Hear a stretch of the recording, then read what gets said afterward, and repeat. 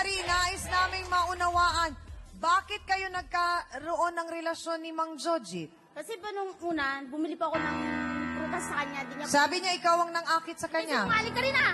Nagpa-ilas ka daw. Sinungaling ka! Hindi dahil sa'yo, hindi nakagulo yung ating ka. Sinungaling ka dapat ang ka! Okay, sige, sandali lang. Okay, para malaman natin. Nagpakilala bang binata o hindi? Pakilala po siyang binata.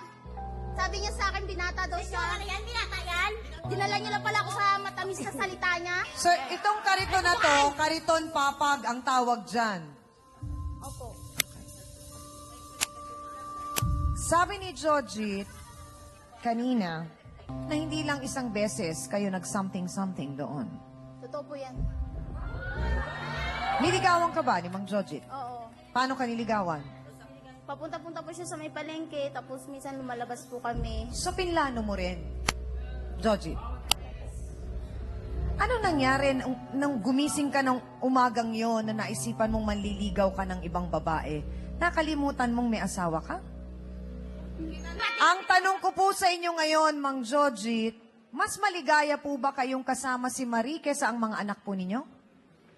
Hindi, mas maano pag anak ko kasi, pag umuwi ako. Ang tanong ko po, mas maligaya po ba kayong kasama si Marie kesa mga anak ninyo? So para ang sinasabi nyo, pinipili nyo si Marie? Mas maligaya kayong nakikita si Marie kesa sa anak ninyo? Ikaw! Pagkasama ko siya, parang wala akong problema. Ang tanong ko, Marie, ngayong alam mo nang may asawa si Jojit, itutuloy mo pa rin ang pakikipagrelasyon mo sa kanya? Oo, itutuloy ko pa rin. Paglalaban ko. Ang bagay May mga anak ka? Opo. Meron. Ilan? Dalawa po. Dalawa. Nasaan ang kanilang ama? Iwalay na po kami. Hiwalay na. Pasensya ka na sa aking tatanungin. Iisa lang ba ang ama ng mga bata? Mahal mo ba ang mga anak mo? Sobrang siya. Okay. So dapat silang inuuna mo, hindi si Jojit. Anong nakita mo sa kanya? Mabait kasi si Changhin. Maunawain. Siya na yung lalaking magmamahal sa akin. Kasi naunawaan ko yung nararamdaman mo, napakiramdam mo sa edad kong ito, ilang beses na akong nagkamali. Gusto ko naman maging maayos na, matino na. Pero baka pinipilit mo lamang ito. Kasi kakala ko kasi dati Chang. Si Jojit na yung katungan ko sa buhay. Nagkamali pala ako. So pakiramdam mo, siya ang sasagip. Pero hindi pa ba sapat na kasakitan ang binigay niya na nagsinungaling siya sa'yo? Masakit. Oh. Ang tanong ko, Joji, paano pag nabuntis si Marie? Naisip mo yon? Hindi. Pananagutan mo? Pananagutan ko.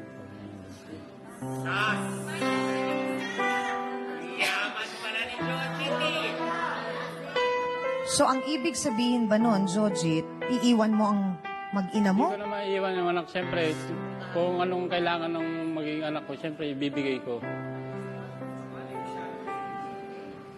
Sabat antayin mo pa pagkaanak ka, pag hindi mo tapusin niya. So, ang sinasabi mo pa rin dito, hindi mo kayang tapusin ang sa inyo ni Marie? Pag ang tatapusin ko na po. May bala ka pa. Kailan? Mga anong petsa yun? Itong araw na po ito, tatapusin ko na po yung relasyon namin. Babalik na po ako sa asawa ko. Ang tanong, tatanggapin ka ba? Yun ang hindi natin alam.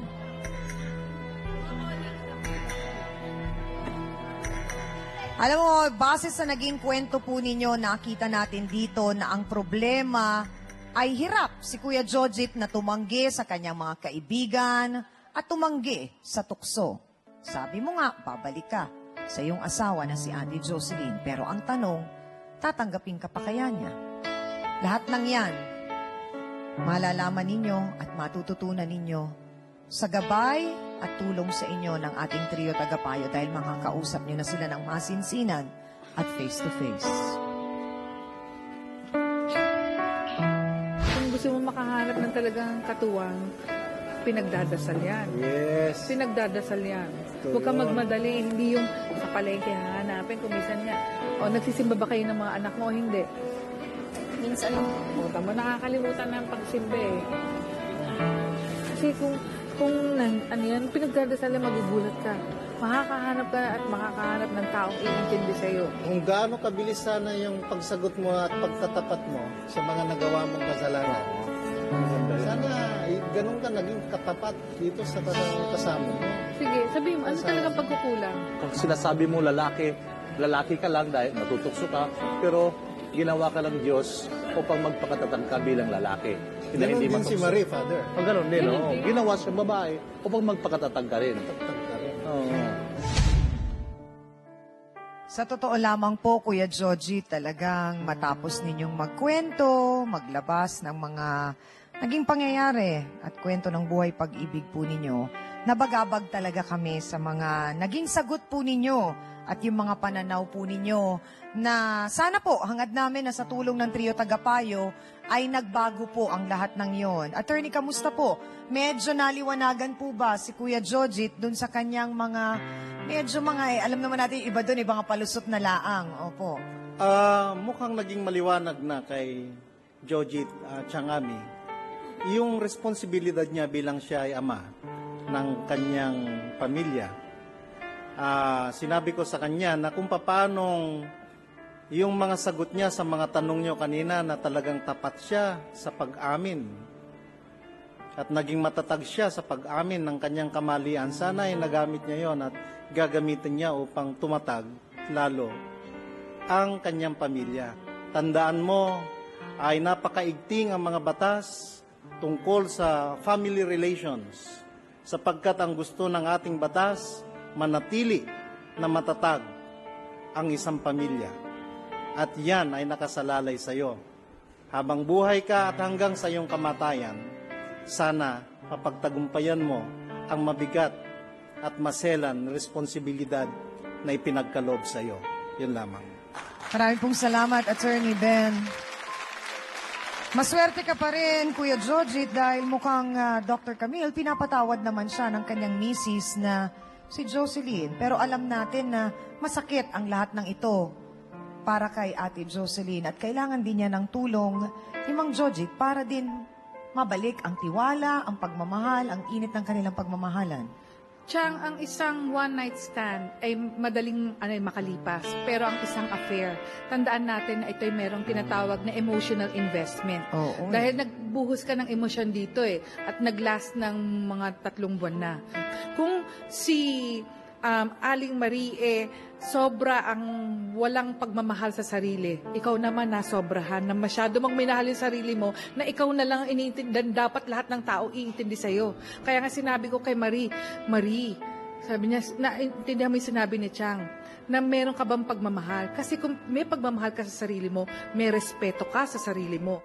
Uulitin ko na ang isang taong magmamahal sa'yo, pinagdadasal yan. Kasi once na pinagdasal mo, magugulat ka.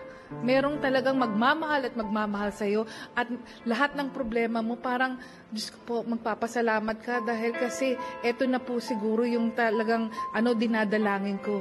Nakakalimutan mo magdasal. Isang bagay na makakatulong sa'yo para may ayos mo ang buhay mo. Yun lang po. Salamat po, Dr. Camille. Nabanggit nyo, kailangan ipagdasal. Totoo yun, Father. Pwede naman nating ipagdasal sa katayuan na yun ni Marie na talagang i-request pa niya kay Lord kung anong klaseng boyfriend yung gusto niyang magkaroon o asawa. Abay talagang ibibigay. Pero bakit ang ibang tao, pakiramdam nila, hindi nasasagot ang kanilang dasal? Bakit po kaya ganon, Father? Meron po tayong tinatawag na kalooban ng Diyos. Kung tayo po'y nagdarasal, tayo po'y nagiging mapakintay. Ang tinatawag po natin yan,